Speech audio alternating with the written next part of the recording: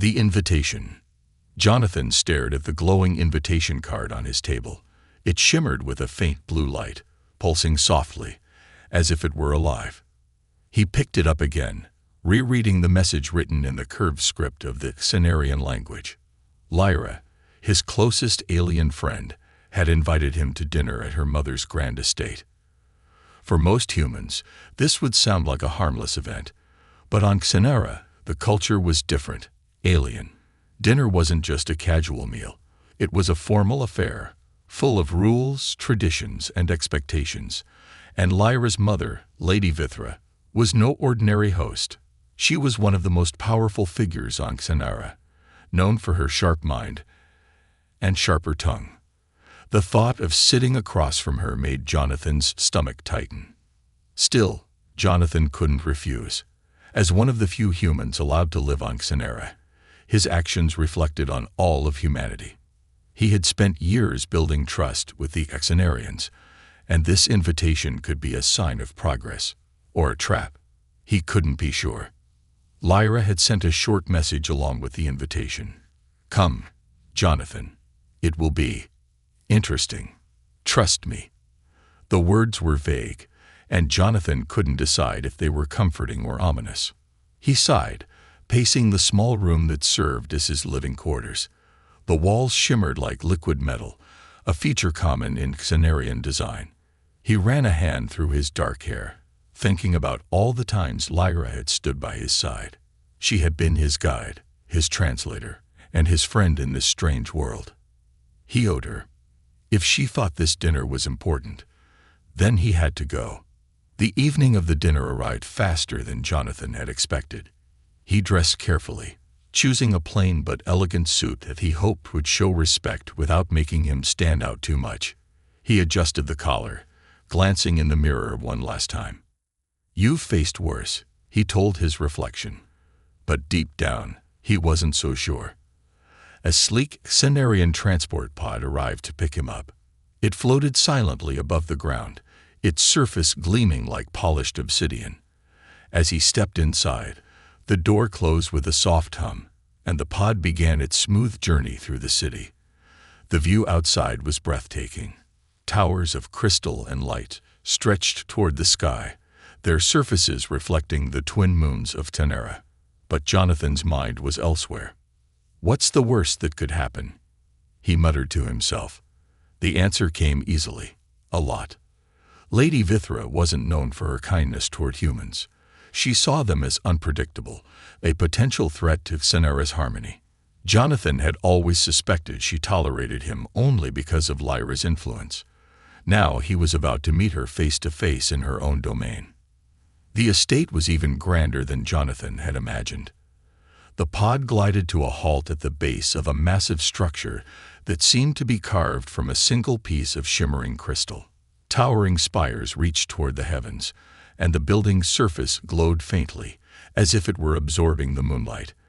A pair of tall, armored Cenarians stood at the entrance, their gazes cold and unwelcoming. Jonathan stepped out of the pod, straightening his suit. He felt small under their scrutiny, but he kept his head high. One of the guards motioned for him to follow, leading him through a set of towering doors that opened with a quiet hiss. Inside, the estate was even more stunning. The floors were polished to a mirror finish, and the walls were adorned with flowing patterns of light that seemed to shift and dance as Jonathan moved. The air smelled faintly of something floral and unfamiliar. Servants moved silently through the halls, their expressions neutral but their eyes full of curiosity as they glanced at the human guest. Lyra was waiting for him in a grand foyer. She looked different tonight, her usually casual demeanor replaced with a formal poise. Her silvery skin shimmered under the soft light, and her flowing robe was adorned with intricate patterns that seemed to ripple as she moved. But her smile was still the same, warm and genuine. "Jonathan." She greeted him, her voice a mix of relief and excitement. She stepped forward, clasping his hands in hers. "You came." "Of course," he replied, trying to sound more confident than he felt. "I couldn't miss a dinner with my favorite alien friend." Lyra laughed softly, though there was a hint of nervousness in her eyes. "You'll need that sense of humor tonight," she said, glancing around as if to make sure no one was listening. "Just stay calm. And trust me, no matter what happens." Jonathan frowned. That's not exactly reassuring. Before Lyra could respond, a deep, commanding voice echoed through the foyer. "So, this is the human my daughter speaks so highly of." Jonathan turned to see a tall, imposing figure entering the room. Lady Vithra. Her presence was overwhelming, her gaze sharp enough to cut steel. She wore a flowing robe of deep blue, adorned with symbols that Jonathan couldn't begin to understand. Her expression was unreadable, but her eyes studied him with a mix of curiosity and skepticism. Jonathan straightened his posture, meeting her gaze. "Lady Vithra," he said, inclining his head in a respectful bow. "Thank you for inviting me." She didn't respond immediately, letting the silence stretch uncomfortably long. Then she gave a small nod. "Let us hope you prove worthy of the invitation." Jonathan exchanged a nervous glance with Lyra. What exactly had he gotten himself into? The unusual welcome. Jonathan stepped through the towering crystalline doors, his shoes clicking softly against the polished floor that shimmered like liquid silver. The hallway was massive, lined with tall, glowing columns that pulsed with faint blue light. The walls seemed alive, shifting with subtle patterns that mimicked the movements of the distant Xenarian seas. Despite the grandeur, the silence was unsettling. The only sound was his own breathing, amplified in the stillness. A servant appeared seemingly out of nowhere, their pale, translucent skin reflecting the ambient light. Without saying a word, the servant gestured for Jonathan to follow. He hesitated for a moment, glancing around, but there was no sign of Lyra. The uneasy feeling in his chest tightened as he reluctantly followed. The walk felt longer than it should have, the corridors winding and weaving like a maze. The servant's footsteps were unnervingly silent, and they never once turned to look at Jonathan. Every so often, Jonathan noticed Xenarian staff peeking at him from behind corners or through translucent partitions, their expressions a mix of curiosity and suspicion. It was clear that his presence was anything but ordinary. Finally, they arrived at a pair of towering doors engraved with intricate patterns that seemed to ripple like waves. The servant pressed their hand to a panel beside the door, and it opened with a soft hiss. Jonathan stepped inside, immediately struck by the sheer opulence of the dining hall. The room was vast, with a ceiling so high it was almost lost in shadows. A massive table stretched down the center, its surface made of what looked like molten crystal, shifting colors as it reflected the light of floating orbs above. Around the table were chairs carved from a dark, shimmering stone, each one shaped uniquely, as if tailored for the individuals who would sit there. The air carried a faint, sweet aroma, though Jonathan couldn't place the scent. At the far end of the table stood Lyra. She looked different, her usual friendly demeanor replaced by a formal, almost regal posture. Her robe tonight was a deep emerald green, shimmering with golden threads that wove intricate patterns. She smiled warmly when she saw Jonathan, but there was an unmistakable tension in her eyes. "Jonathan," she said, her voice soft but carrying across the room. "You made it." "I almost didn't," he replied, forcing a smile. "Your estate is overwhelming." Lyra chuckled lightly and approached him. "This is my mother's domain, not mine. Everything here is meant to intimidate." "Well," Jonathan said, glancing around, "it's working." Before Lyra could respond, the sound of approaching footsteps echoed through the hall.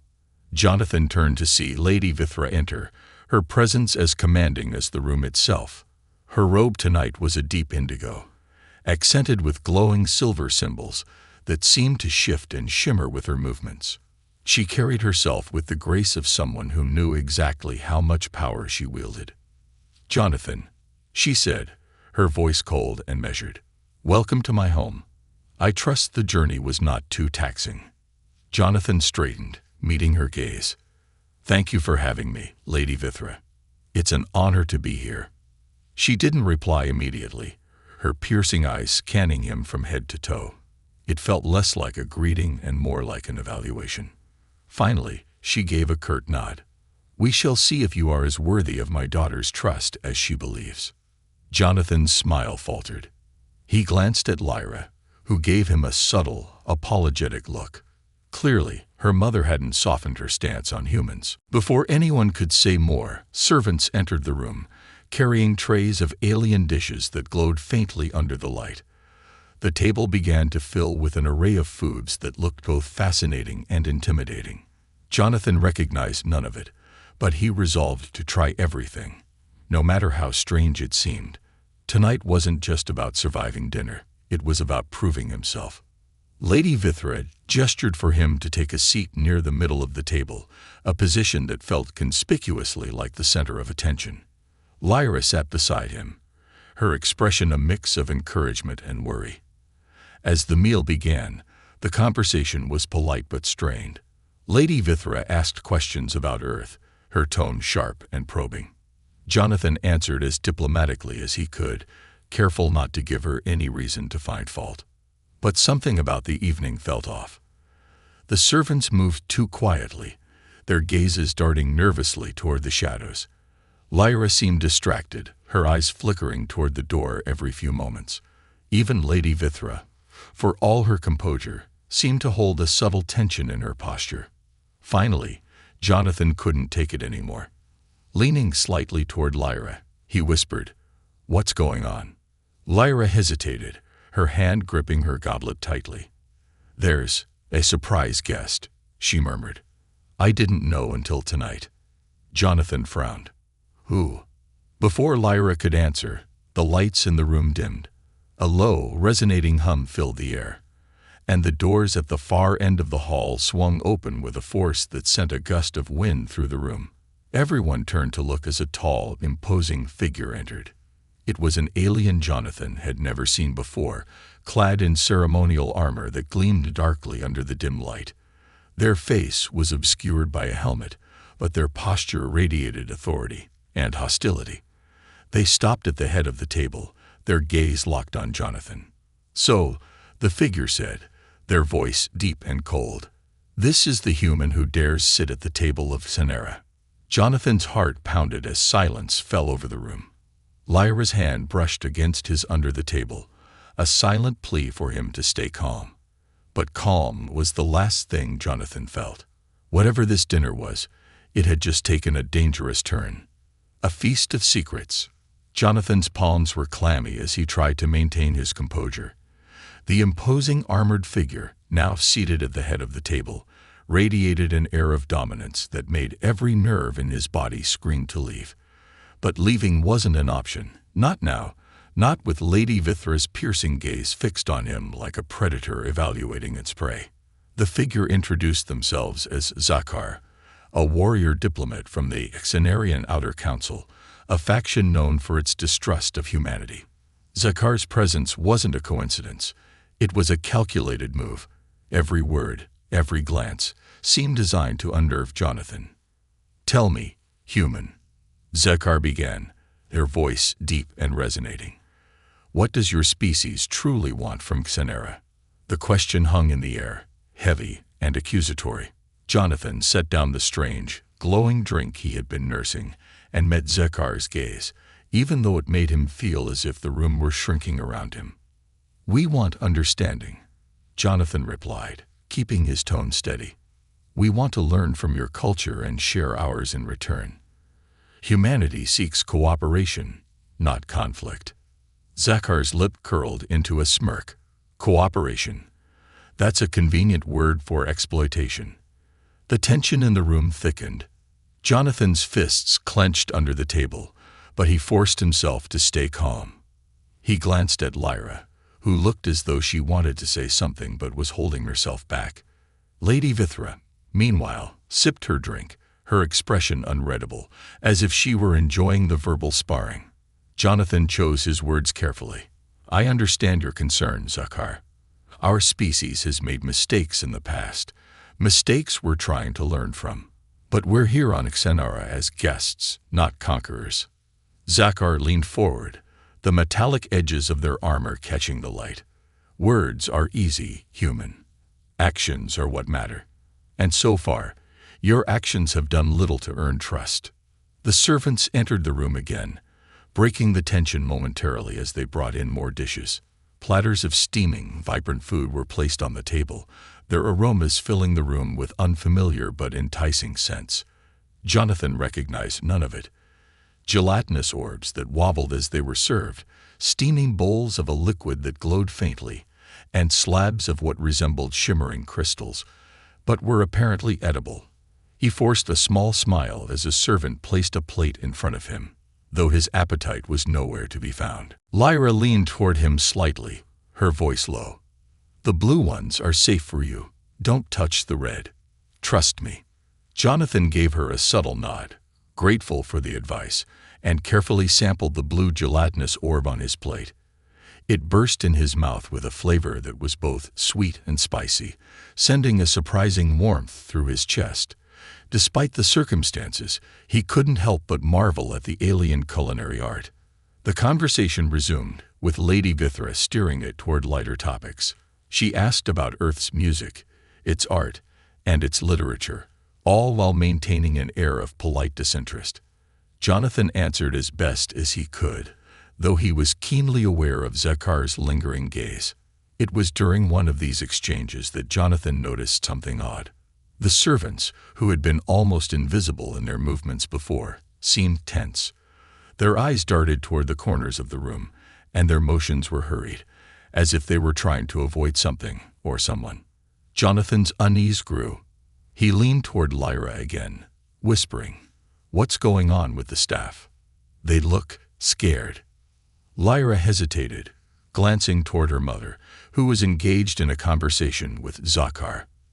Then, in a barely audible whisper, she replied, "Something isn't right.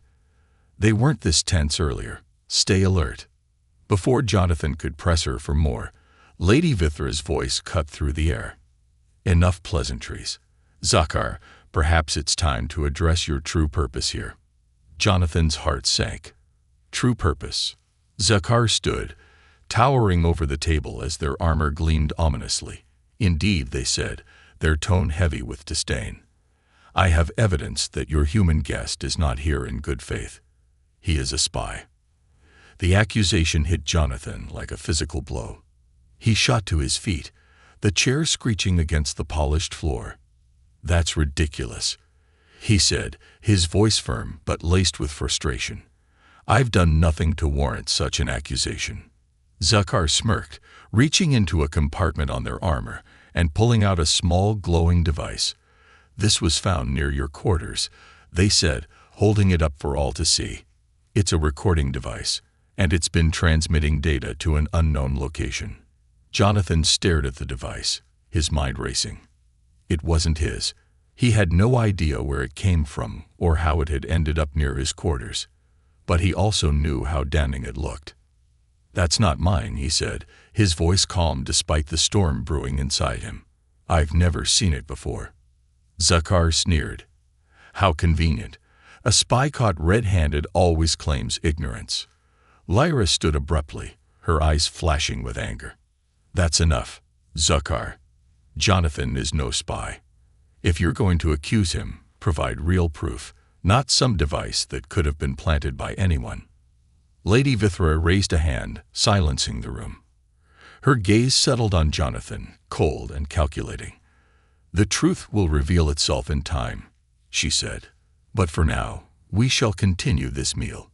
Jonathan, you may stay, provided you are willing to face the consequences if Zakar's accusations prove true." Jonathan nodded, though his chest felt heavy. He had no choice. Leaving would only make him look guilty. As he sat back down, he couldn't shake the feeling that someone in the room wanted him to fail, and that tonight's dinner was far more dangerous than he'd anticipated. The feast continued, but the atmosphere had shifted. Every bite of food felt like a gamble, every glance from Zakar like a challenge. Jonathan knew one thing for certain. He had to survive this night, no matter what. The shocking arrival. The tension in the dining hall was suffocating. Jonathan sat stiffly, aware of every movement, every glance, every subtle shift in the room. Zakar had resumed eating, but their eyes remained locked on Jonathan, as though expecting him to slip up at any moment. Lady Vithra, on the other hand, sat composed, her expression a mask of indifference. Yet Jonathan could sense that her mind was working, calculating every angle of this encounter. Lyra sat beside him, her hand occasionally brushing against his under the table. It was a small, silent gesture of reassurance, but it did little to calm the storm brewing in his chest. He could feel the weight of suspicion pressing down on him, not just from Zakar, but from the unspoken judgments of everyone in the room. As another course was served, some sort of crystalline dish that seemed to shimmer and dissolve on contact with the utensils, the atmosphere took an even stranger turn.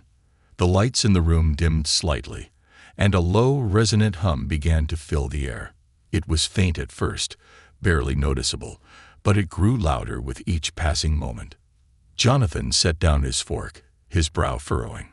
"Is that normal?" he asked Lyra, his voice low. Lyra shook her head, her silver eyes darting toward the far end of the room. "No," she whispered. "Something's wrong." The hum deepened, reverberating through the room like the growl of a distant beast. The servants froze in place, their translucent skin shimmering under the faint light. Then, without warning, the grand doors at the far end of the hall swung open with a thunderous crash. The force of it sent a gust of wind rushing through the room, extinguishing several of the floating light orbs and plunging the space into semi-darkness. Every head turned toward the entrance as a figure stepped through the threshold. They were tall, their silhouette imposing against the faint glow of the corridor beyond. They wore armor unlike anything Jonathan had seen before, sleek and black, with jagged edges that seemed to pulse with an eerie crimson light. A faint hiss accompanied their every movement, as though the suit itself were alive. The figure's helmet concealed their face entirely, save for two slits of glowing red that served as eyes. They moved with deliberate precision, their boots echoing ominously against the crystalline floor. The room seemed to hold its breath as they approached the table, stopping at the head opposite Lady Vithra.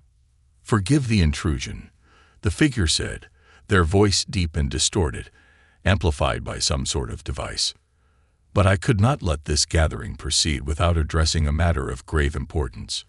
Jonathan felt the hair on the back of his neck stand on end.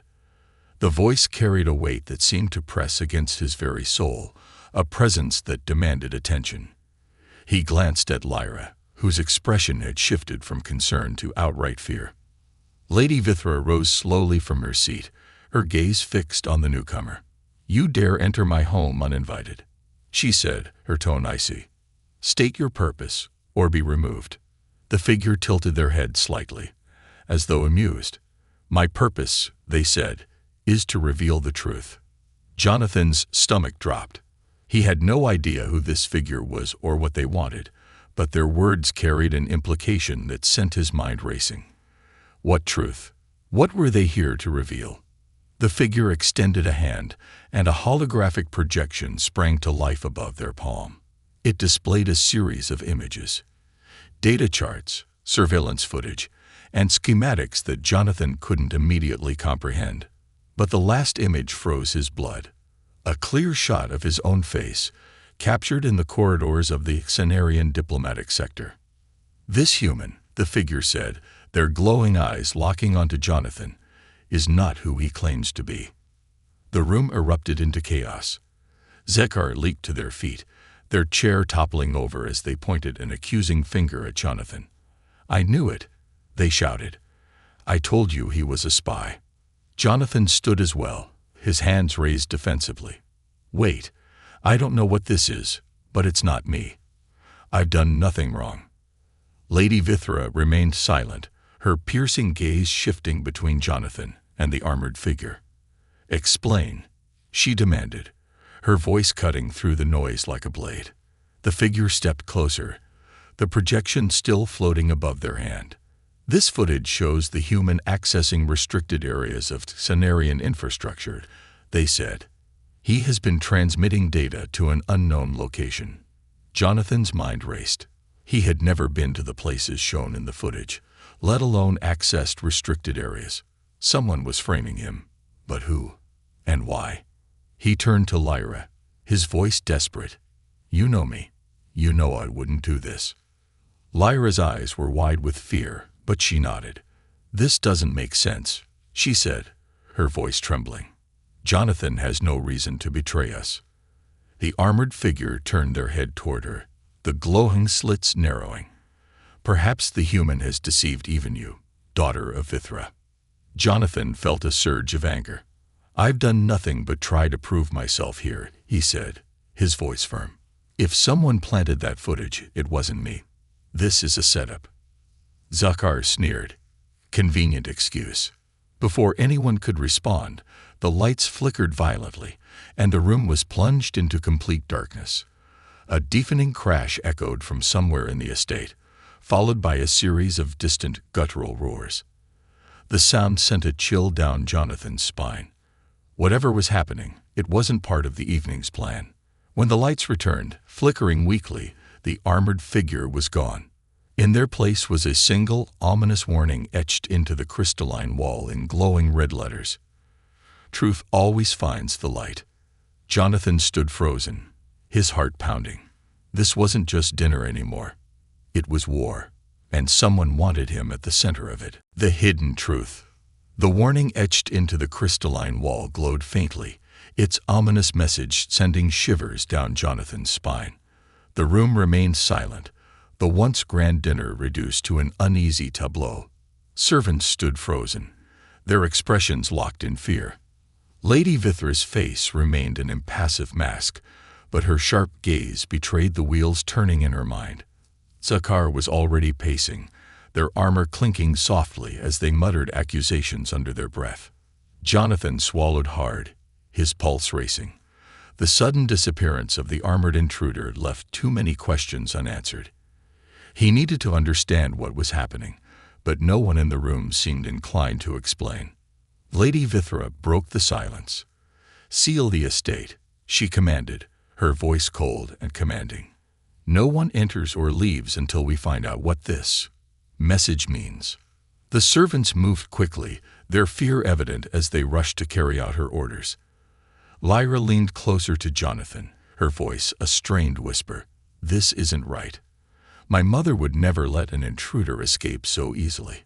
Someone's manipulating this entire situation." Jonathan nodded, his thoughts aligning with hers. "Whoever it is, they're doing a damn good job of framing me," he murmured. "But why go through all this trouble?" Zakar's voice cut through their hushed exchange. "Perhaps because you're guilty," they snarled, their glowing eyes narrowing as they loomed over Jonathan. "Admit it, human. This is your doing." Jonathan met Zakar's glare with a calm he didn't feel. "If I were guilty, would I still be here arguing my innocence? Think, Zakar. Whoever orchestrated this wanted to create chaos, and you're playing right into their hands." Zakar's sneer faltered, but they quickly recovered. "You're clever with words, human. Too clever." Lady Vithra silenced the argument with a sharp gesture. "Enough," she said, her voice like ice. "We will uncover the truth, one way or another." Before Jonathan could respond, the estate trembled violently, a low rumble resonating beneath their feet. A moment later, the lights flickered again, casting eerie shadows across the room. The roars that had echoed earlier returned, this time closer and more menacing. "What was that?" Lyra asked, her voice trembling. Lady Vithra didn't answer. Instead, she motioned for a group of guards to investigate. As they left, she turned to Zakar. "Ensure the human does not leave your sight. If he tries to run, kill him." Jonathan's stomach dropped, but he forced himself to stay calm. Running now would only confirm Zakar's suspicions, and Lady Vithra's threat wasn't an empty one. Moments later, a deep metallic clang reverberated through the estate. It was followed by the unmistakable sound of blaster fire and shouting. The guards who had left earlier staggered back into the dining hall, their armor scorched and their expressions panicked.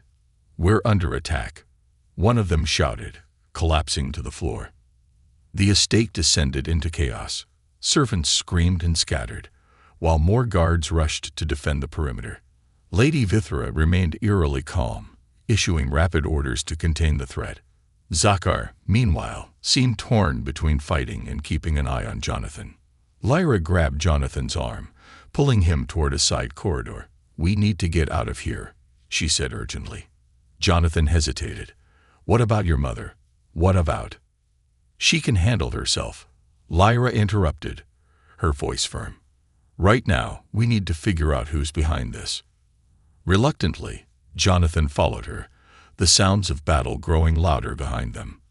The corridor twisted and turned, the crystalline walls reflecting faint, distorted versions of their fleeing figures. As they ran, Jonathan's mind raced. Who was attacking the estate? And what did they want with him? They finally stopped in a small, dimly lit chamber deep within the estate. Lyra locked the door behind them, leaning against it as she caught her breath. Jonathan glanced around, noting the room's sparse furnishings and strange machinery. "What is this place?" he asked. Lyra hesitated before answering. "A safe room," she said. "My mother had it built in case of emergencies." Jonathan frowned. "Then why bring me here?" "Shouldn't we?" "Because I need to show you something," Lyra said, cutting him off. She moved to one of the machines and activated it. A holographic display flickered to life, showing rows of data and images. Jonathan's breath caught as he recognized some of the images. They were of him, walking through Xenarian corridors, meeting with officials, even working in his quarters. But something was off. The timestamps didn't match his memory of events. "These are the recordings the intruder showed earlier," Lyra said, her voice trembling. "But look closer." Jonathan leaned in, his eyes narrowing. It took a moment, but he spotted it, a faint, almost imperceptible flicker in the footage. The images of him weren't seamless. They had been stitched together, manipulated to make it appear as though he had been in places he hadn't. "It's fake," Jonathan said, his voice a mix of relief and anger. "Someone's gone to great lengths to frame me." Lyra nodded. But who? And why? Jonathan's mind reeled as he pieced together the clues. The armored intruder, the attack on the estate, the fabricated evidence, it all pointed to a coordinated effort. But the question remained, what was the endgame? Before he could voice his thoughts, the chamber's door shook violently, as though something, or someone, was trying to break through. Lyra's eyes widened in fear. "They found us." Jonathan stepped in front of her, his fists clenched. Whoever was behind this had made a mistake. They underestimated him. And now he was ready to fight back. The unexpected ally.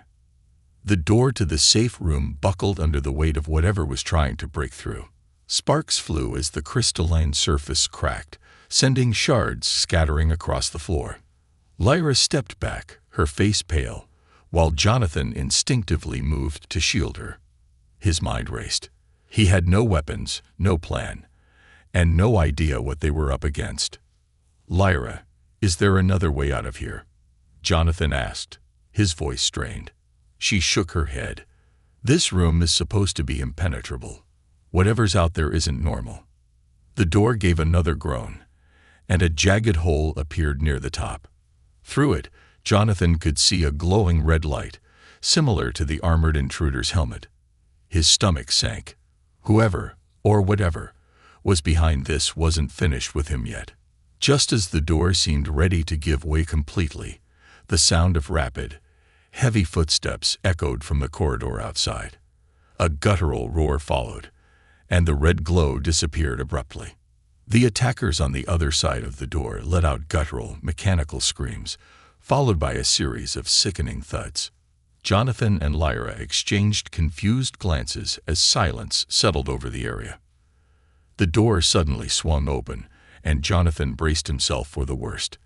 Instead of an enemy, Zakar stepped through, their armor battered and smeared with what looked like glowing, blackened ichor. They held a massive, jagged blade that pulsed faintly, and their breathing was labored. "You two are terrible at hiding," Zekar growled, their tone equal parts annoyance and exasperation. They scanned the room, their glowing eyes narrowing. I told Vithra I'd keep an eye on you. And apparently, that includes saving your sorry hides. Jonathan's surprise turned to confusion. Wait, you're helping us? Zakar glared at him. Don't mistake this for an alliance, human. I still don't trust you. But whoever's attacking the estate isn't here just for you. They're after something bigger. Lyra stepped forward, her voice trembling but resolute. What do you mean? Zakar hesitated, their expression unreadable behind the helmet. This isn't just about framing the human, they admitted. The attackers are rogue mercenaries, likely hired to destabilize Tenera. They're targeting your mother and her allies. If we don't act quickly, they'll take control of the estate, and possibly more. Jonathan frowned. Why would mercenaries go to such lengths just to cause chaos here? What's the endgame? Zakar's voice was grim. Power. Control. The usual motives. Before anyone could respond, the sound of heavy machinery echoed through the corridors. The walls trembled, and the faint hum of energy weapons charging filled the air. They're coming, Zakar said, gripping their blade tightly. If we stay here, we're dead. Zakar led them through a series of hidden corridors, their pace relentless. Jonathan struggled to keep up, his legs burning as they weaved through narrow passageways illuminated by flickering emergency lights. Lyra stayed close behind him, her breathing shallow but determined. Where are we going? Jonathan asked, his voice strained. To the core chamber, Zekar replied without looking back. If we secure it, we can lock down the entire estate and cut off their access. And if we don't? Lyra asked. Then we'll be signing our own death warrants. They reached a reinforced door that glowed faintly with Cenarian runes. Zakar placed their hand on a panel, and the door slid open, revealing a massive chamber filled with intricate machinery. The walls pulsed with energy, and the air thrummed with the sound of the estate's power systems at work. This is the core, Zakar said, gesturing to a towering crystalline structure at the center of the room. It controls the estate's defenses and internal systems. If the mercenaries get their hands on it, they'll have full control. Jonathan stepped forward, marveling at the sheer scale of the technology. The core seemed almost alive, its surface rippling with waves of light. What do we do? Zakar turned to him, their expression unreadable. We fight. You two keep the core secure while I deal with the mercenaries. Before Jonathan could protest, the room's perimeter lights turned red, and an alarm blared. The mercenaries have found them. The first wave of attackers burst through the entrance, their movements quick and mechanical. They were heavily armored, with glowing weapons that hummed menacingly. Zakar charged at them without hesitation, their blades slicing through the air with deadly precision. Jonathan grabbed Lyra's arm, pulling her behind a console for cover. Stay down, he shouted as energy blasts streaked through the room, leaving scorch marks on the walls. Zakar fought like a force of nature, their movements a blur of strength and skill. But the attackers kept coming, their sheer numbers threatening to overwhelm even someone as formidable as Zakar. Jonathan spotted a weapon on the ground, a discarded Cenarian energy staff. Without thinking, he grabbed it and stood, aiming at one of the mercenaries. The weapon hummed to life, and a bolt of energy shot out, striking the target squarely in the chest. The mercenary crumpled to the ground, sparks flying from their armor. Lyra's voice rang out behind him. Jonathan, behind you. He turned just in time to see another attacker closing in. Acting on instinct, he swung the staff, the energy crackling as it connected with the mercenary's helmet. The attacker staggered back, giving Zakar enough time to finish them off. As the last of the attackers fell, the room fell silent once more. Zakar leaned heavily on their blade, their breathing ragged. That's just the first wave, they muttered. More will come. Jonathan helped Lyra to her feet, his heart still pounding. Then we'd better figure out how to secure this core before it's too late. Zakar nodded, their expression grim. "Let's hope you're as resourceful as Lyra seems to think, human.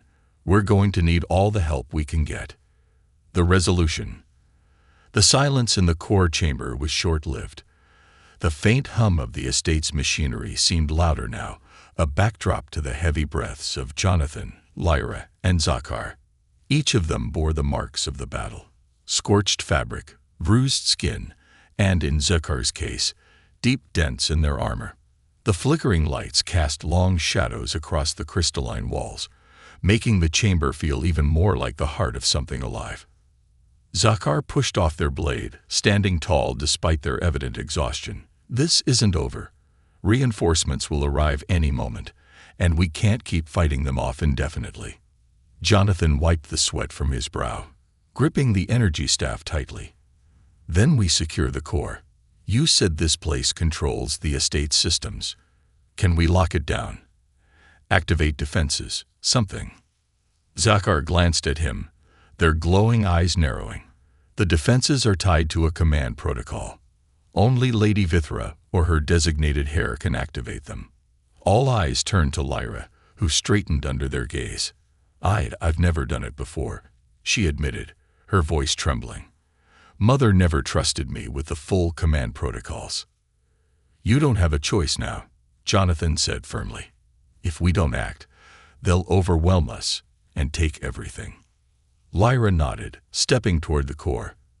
The towering crystalline structure pulsed faintly as she approached, the rooms on its surface shifting in response to her presence.